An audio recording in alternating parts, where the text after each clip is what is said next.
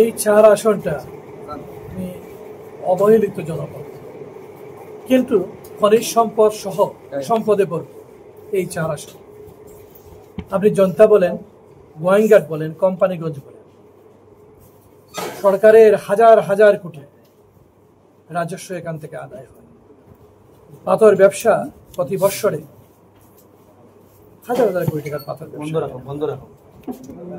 কিন্তু বিগত সময়েও আমরা দেখেছি যে একজন বিশেষ ব্যক্তি, দরবেশ খ্যাত সালমান এফ রহমান, এই অঞ্চলকে নিয়ে এখানের যে ছোট ব্যবসায়ীরা এদেরকে বিতাড়িত করে কিভাবে ঢাকা থেকে কন্ট্রোল করার এবং বিভিন্ন ধরনের প্রচেষ্টা হয়েছে, এবং তার অনেক জিনিস আপনারা জানেন সবাই।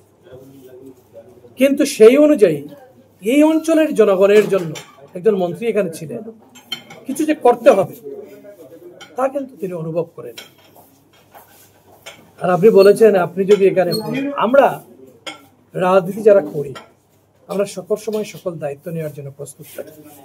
দল আমাদেরকে যখন যে দায়িত্ব দিবে, যে স্থানে কাজে লাগাবে, আমরা সেখানে দায়িত্ব নেওয়ার জন্য চেষ্টা করি। আমি এখানে দায়িত্ব নেই অথবা না নেই, এই অঞ্চলটাকে আমাদেরকে গড়তে হবে। এটা সিলেটের, আমাদের এই অঞ্চলটাকে ঘিরে আমাদের অনেক স্বপ্ন রয়েছে। আমাদের একটা পর্যটন এরিয়া, এটা বাংলাদেশের সবচেয়ে সুন্দর পর্যটন এরিয়া হতে পারে এটা। কক্সবাজারের পর এখানে সোয়াম্প ফরেস্ট রয়েছে, যেটা এশিয়ার মধ্যে নাই। এখানে আপনি দেখেন কতটা ঝর্ণা রয়েছে, জাফলংয়ের কি নান্দনিক সৌন্দর্য রয়েছে। বুলাগঞ্জ যান যদি আপনি, সেই সাদা পাথর, গোটা অঞ্চলটা যেমন একদিকে খনিজ সম্পদে ভরপুর, ঠিক তেমনি পর্যটকদের জন্য আকর্ষণীয় একটি স্থান। সেটাকে আমরা যত্রতত্র ফেলে রেখেছি।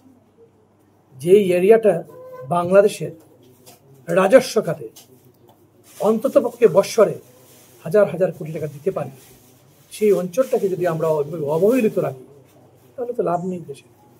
আমরা পর্যটন খাত থেকে এখানে বিশেষভাবে এখান থেকে দেশটাকে আমরা সার্ভ করতে পারি।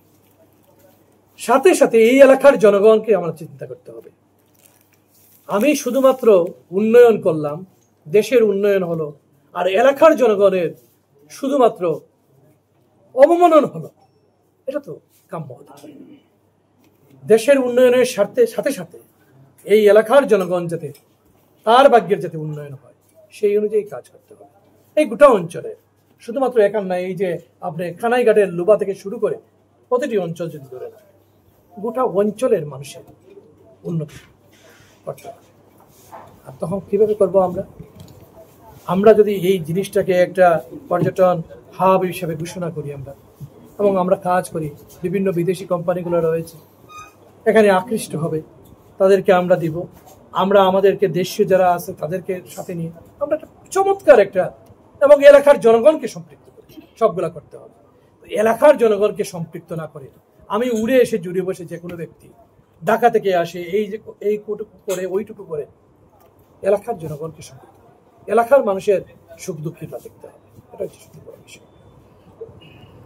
আরেকটা বিষয়, আমাদের এই বিশেষ করে সিলেট 4 আসনের যে কয়টি পাথরকুমারী বলেন অথবা আমাদের এই পর্যটক এরিয়া বলেন, সেক্ষেত্রে আমরা শুধু এই 2টা বিষয়ই কিন্তু আমরা সবসময় মাথায় রেখেছি। যদি আল্লাহ তাআলা আপনাকে, যদি দল আপনাকে সমর্থন করে, আপনাকে চায়, অথবা আপনি আল্লাহ তাআলা আপনার যদি আসেন, এই 2টা বিষয়, যেমন একদিকে কোয়ারি একদিকে পর্যটন, এই 2টা বাদে কোনো ধরনের অন্য কোনো সংস্থানের সৃষ্টির কোনো ধরনের আছে কিনা, এরকম চিন্তাধারা আছে কিনা? এখানে তো শিক্ষাক্ষেত্রে প্রচুর পিছনে রয়েছে এই এলাকা, গোটা এলাকা। আমি আজকে সাইফুর রহমান ডিগ্রি কলেজে এইচএসসি পরীক্ষার্থীদের বিদায় সম্বর্ধনা অনুষ্ঠানে ছিলাম। সেখানে আজকে এই সাইফুর রহমান ডিগ্রি কলেজ বাংলাদেশের সকল এলাকার, প্রত্যেকটি এলাকার ডিগ্রি কলেজ যদি বেসরকারি তাকে সরকারিকরণ করা উচিত। শুধুমাত্র যে ব্যক্তির কারণে বাংলাদেশ শোনাই শোনাই এগুচ্ছে, যার কারণে বাংলাদেশের অর্থনীতি বিগত ফ্যাসিস্ট রেজিমের সময়ও এত লুটপাটরে পড়ো, এই যে তার ব্যাট ট্যাট থেকে শুরু করে তার যুগান্তকারী বিভিন্ন পদক্ষেপের কারণে বাংলাদেশ টিকে রয়েছে। সেই ব্যক্তির নামে আমাদের সিলেটবাসীর গর্ব। এই অঞ্চলের সাবেক এমপি সাইফুর রহমানের শুধুমাত্র নামে থাকার কারণে সেটি সরকারিকরণ করা হয় নাই। একটি গোয়ালঘরের মতো অবস্থা করে রাখা হয়েছে। এই অঞ্চলের সাবেক এমপি ওটার গভর্নিং বডির চেয়ারম্যান ছিলেন, সভাপতি ছিলেন তিনি। এই অঞ্চলের সাবেক এমপি, বিগত ফ্যাসিস্ট রেজিমের, যদিও বিনা ভোটের এমপি তিনি ছিলেন, কিন্তু তা ওই কলেজে নাকি তিনি গেছেন, তার কি একটিবার উপলব্ধি হলো না একটা ডিগ্রি কলেজ, একটা সম্পূর্ণ এলাকার মধ্যে একটা ডিগ্রি কলেজ, এই কলেজের এই অবস্থা কেন থাকবে? এই যে অবস্থা এই অঞ্চল, জাফলং বলে, জাফলং কি শিক্ষার কি আছে? এখানে কয়টা কলেজ আছে? এখানে এডুকেশনের কি মাত্রায় গেছে? আপনার গোয়েন্দার বলেন, প্রচন্ড অবহেলিত একটি এরিয়া শিক্ষার মানের ক্ষেত্রে। মাদ্রাসা আছে, সেই মাদ্রাসাগুলো আপ টু মার্ক না। এখানে প্রথম একটি জাতিকে যদি করতে হয় বা একটি সমাজকে যদি করতে হয়, তার মূল মেরুদণ্ড হচ্ছে শিক্ষা। আপনি এই এলাকার ছেলেপেলেদেরকে যদি শিক্ষিত করে তুলতে পারেন, সে আপনার এই এলাকাতে আজকে যে এইভাবে কথা বলা লাগতেছে, সে সরকারি অফিসে জব করবে, বাইরে থাকবে, বিভিন্ন জায়গায় যাবে, এগুলো আমাদের বলতেই হতো না। সে তার লবি করে করে এগুলা এখানে এসে কেউ একজন বন্ধ করে দিয়ে যাবে, এই অবস্থায় সৃষ্টি হতো না। তো এর জন্য শিক্ষার মান বৃদ্ধি করতে হবে। শিক্ষাক্ষেত্রে এই অবহেলিত এই অঞ্চল। আমি আসার সময় আমি ভিতর দিয়ে আসলাম কোম্পানিগঞ্জ থেকে, আমি ভাবিও নাই যে এই অবস্থা। এই যে ভিতর দিয়ে আসার সময় রাস্তা, আমার মনে হয় না বিগত বছরের মধ্যে কোনো হাত দেওয়া হয়েছে এই রাস্তায়। শুধু তো আমরা উন্নতির কথা বলছি, উন্নয়নের কথা বলছি। ওই যে শুধুমাত্র কসমেটিক্স উন্নয়ন ঢাকায় হয়েছে, মেগা উন্নয়ন, মেগা প্রজেক্ট আর পকেট বাড়ির উন্নয়ন, সেই উন্নয়ন নিয়ে দেশের বাইরে পাচারের উন্নয়ন, এটাই উন্নয়ন হয়েছে। কিন্তু এই যে স্ট্রাকচার, এগুলা কোনো কিছু উন্নতি হয় নাই, আশা নয়।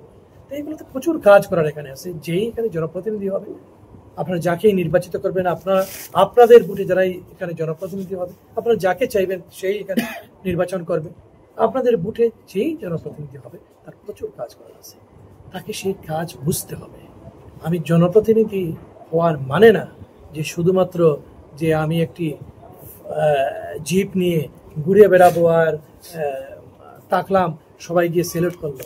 আমাকে এলাকার সাথে সংযুক্ত হতে হবে, সম্পর্কযুক্ত হতে হবে, মানুষের পাস বুঝতে হবে। যেটা বুঝতেন আমাদের নেতা জনাব সাইফুর রহমান, যেটা বুঝেন আমাদের নেতা তারেক রহমান, তিনি জনগণকে নিয়ে কৃষক কিভাবে কাজ করতে পারে তার জন্য 31 দফা কর্মসূচি দিয়েছেন কৃষকের জন্য।